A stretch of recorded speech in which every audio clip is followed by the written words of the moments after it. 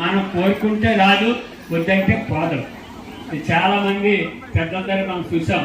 డివి సుబ్బారావు గారు ఉన్నారు, అతను ప్రముఖ న్యాయంగా కేసు ఆ భీమిలిలోను తెలుగుదేశం తరపున లాయర్గా వెళ్ళినప్పుడు మరి ఎన్టీ రామారావు గారు, ఏ సుబ్బారావు గారు మీరు పెద్దవాళ్ళు రాజకీయాల్లో రావచ్చు కదా, మీరు మేయర్గా పోటీ చేయండి అన్న. అలా వచ్చాడు. ఖచ్చితంగా మన తాలూకా కష్టాన్ని చూసి ఓట్లేసి మన గెలిపించి ఆ సీట్లు వస్తున్నాయి. సీట్లు వచ్చినా గెలవలేని వాళ్ళు బోల్డ్ మంది ఉన్నారు. అంచేత ఇప్పుడు రాజకీయాల్లో కూడా చేకూడాలని, అలా పెద్దల ఆశీస్సులతో పాటు దేవుడి ఆశీస్సులు కూడా మనందరికీ ఉండాలి. Thank you sir, thank you. మరి పెద్దలందరూ మాట్లాడారు.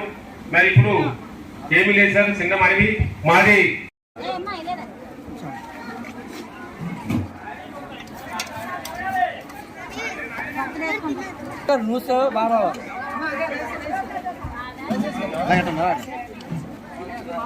సక్సెస్ఫుల్.